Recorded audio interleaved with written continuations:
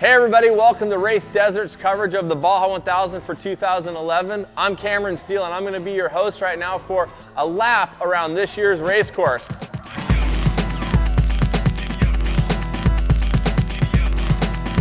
Well, the first thing you need to know about this year's Baja 1000 is it's not 1,000 miles. It's 692.8 miles, and it's not going the length of the peninsula. It's going in a loop on what I would like to say are two of the toughest loops put together in Baja 1000 history. You take this year's Baja 500 and this year's San Felipe 250, you merge them into one course, and you have absolute chaos trying to race for a win in Baja.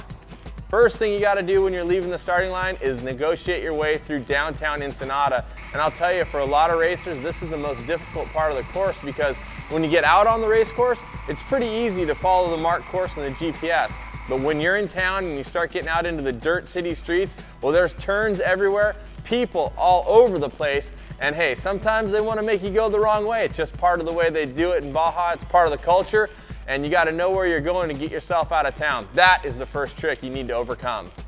Once you negotiate your way out of town, you're headed for Ojos Negros, which is a legendary spot for a couple reasons. First of all, it seems like every Baja 1000 goes through this farming community, but also because you'll recognize some of the jump spots, the rolling hills along the pole lines between the farms. When you go off them, you'll be like, whoa, that's where I saw so-and-so airing it out huge.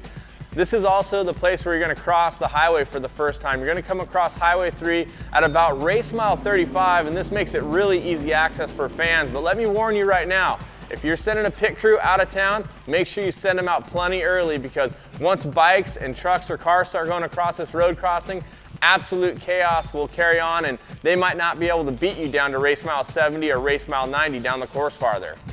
Pretty much the Baja 1000, after you get through Ojos Negros, is cut farm roads where people go in and out of their farms all the time. So it's really a one-line racetrack for the trophy trucks and really for a lot of classes. It's kind of like stay in line as you go through Tres Hermanos, make the turn out into the washes and head up towards El Alamo.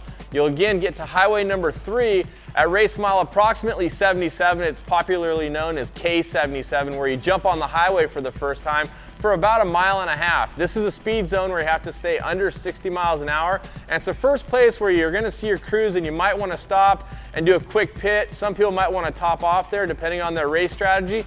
Then it's right off the pavement out to the other side of it, and you're headed out towards where you'd get next to the farm fields of Independencia, and you're gonna get into checkpoint 1, which is at about race mile 85, and then Borrego Junction, another legendary place on the race course where there's gonna be tons of first pit stops for lots of cars. As you make the left out of the pits in Nuevo, you head out into the first part of the Never Never on this Baja 1000 course. Cell phones have been working up until this time, and you would see a lot of people. Well, now you're headed up into the summit, which was somebody's good idea to make a road up and over the top. I think really it was a donkey trail, and someone decided, hey, we're gonna take motorcycles and race cars through this thing. We're talking boulder crawl, cactus everywhere, little S-turns around the bushes to get your way up to it. It goes up to about 4,100 feet, and there's an absolutely beautiful view of the other side of the Baja Peninsula, Laguna Salada down below you, and the San Felipe area out to your right. But this is where it gets tricky. The climb up, not that hard. The descent, a little bit tougher. You have to pick your line smart. Of course, there's a lot of rocks. They start at this size and they go to this size. So you really have to be careful where you place your tires, where your drivetrain's gonna go. You wanna make sure you don't rip anything up on the truck or the car. So you get down this descent, it's only a couple miles, and you get into what's traditionally a really soft and tough wash. And they have those virtual checkpoints, which you're gonna have to watch out for, about 35 of them on this race course. You have to go through each one of these virtual checkpoints as well as the regular checkpoints to not get dinged on a penalty for this Baja 1000. And now you're headed towards Kabuto Junction, another legendary name in the Baja 1000. At race mile 135, you're gonna come to a place called Kabuto Junction. It's where two roads come together, and it's gonna be the first place you're gonna see friendly faces for a while after the summit because it's really desolate out there.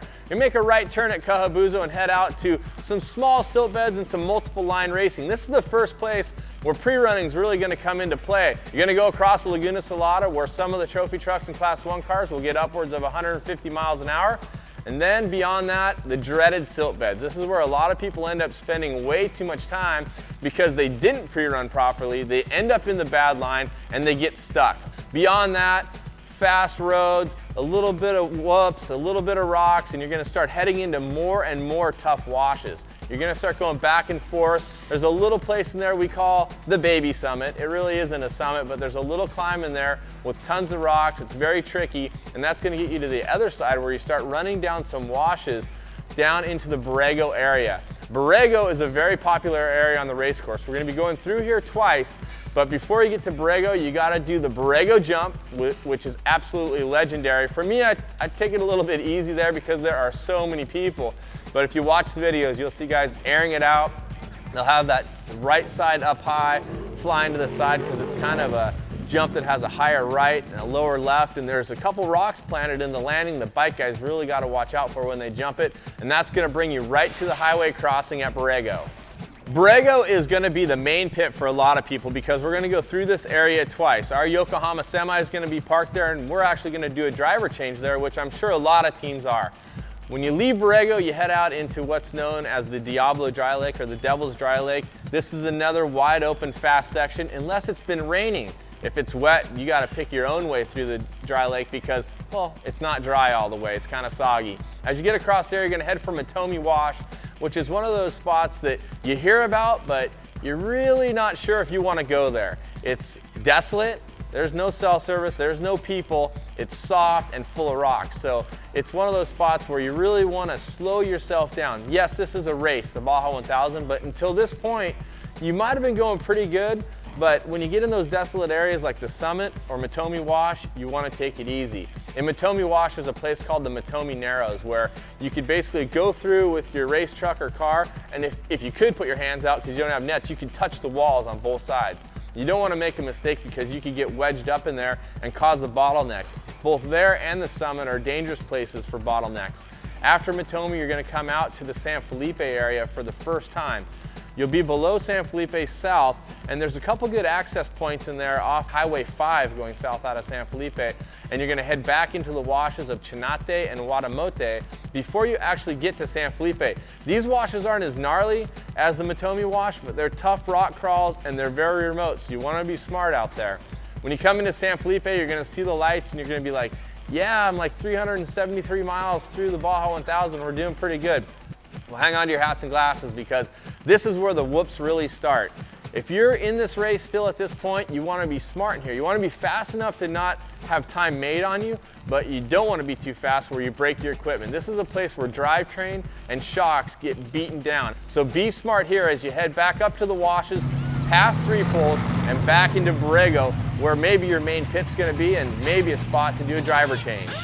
When you leave Borrego, you're gonna go through some really nasty whoops. You're gonna go uphill through sand whoops for about 10 miles before you get to San Matias Pass. You'll cross the highway there, highway number 3 again, cross into another wash, and you'll get up onto highway 3 eventually right in the little town of San Matias. A little farther down, you're gonna make the left turn up to Mike's Sky Rancho. This is a fast graded road. This is a spot where you can really hang it out, but watch out, because off the side is no man's land. You can't return from going off the side of this road. Rocky, rough, a little bit tough, and you're gonna come out onto what I call the grassy knoll. Some people call it the grass patch.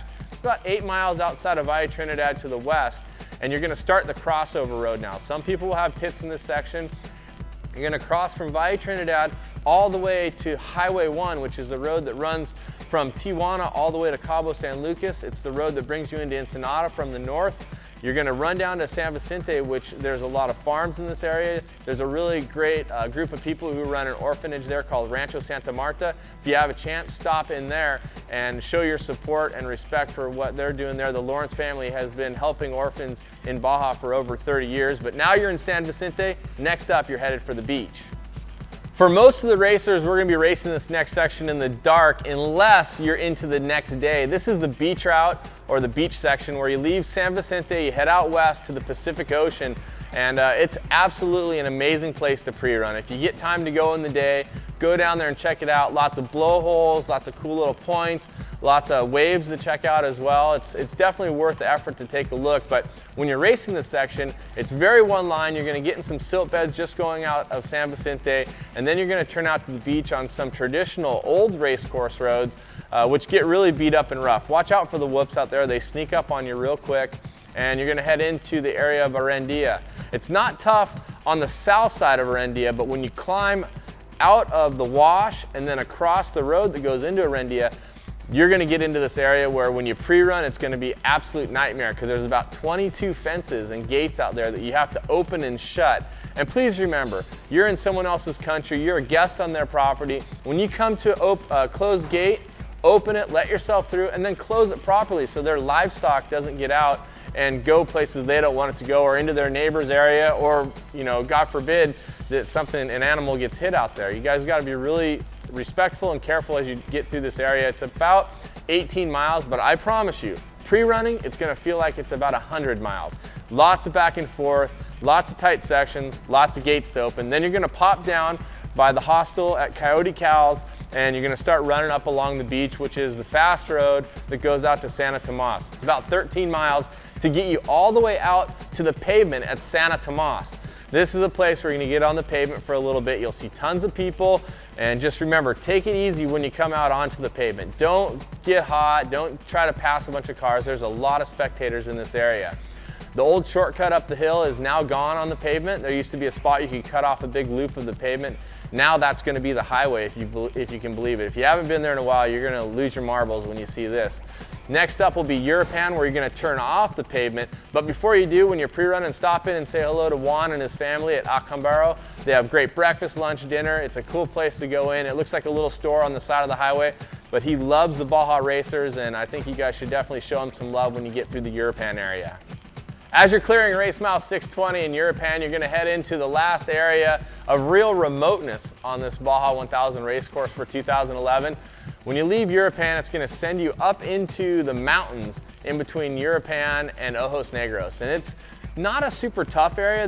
There are about 6 miles of silty switchbacks and really nasty uphill climbs. You don't want to go in behind someone in their dust if you don't have to. It's a spot where people get stuck and there's lots of chaos. You've seen it on the videos. So overall, the area is not real tough, but it is remote.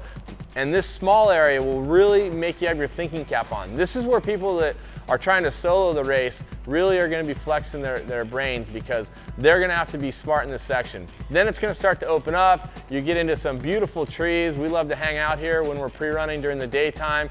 You know, there's some cool little cricks and a couple of old buildings out there you can stop and hang out before you get into the Ojos area, and just watch yourself. When you start coming into Ojos, there's giant boulders everywhere. I'm not sure how they cut some of these roads or trails in, but like, you'll be rock crawling over little sections, and whatever you do, don't miss a corner, because there are literally showstoppers on the outside of these turns. You gotta watch out for these giant rocks, as big as cars or even bigger.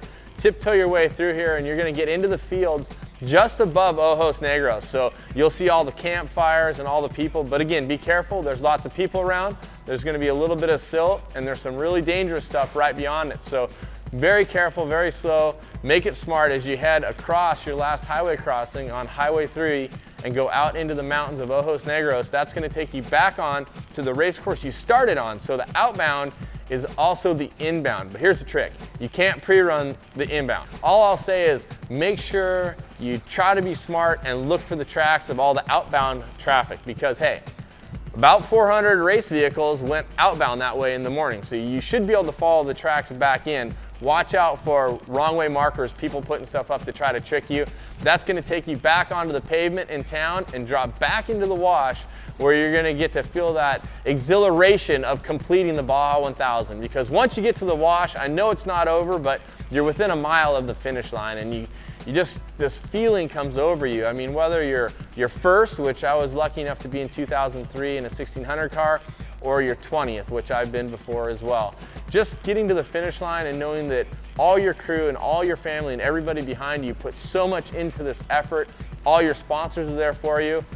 You know, you just come up out of the wash, play it smart, drive mellow on the city streets. You just raced 692 miles. Don't act like a jackass in town. Don't risk anybody standing alongside the race course. Get to the finish line and get what you got when you left there. Southfish shakes your hand when you leave. Southfish will shake your hand when you get there.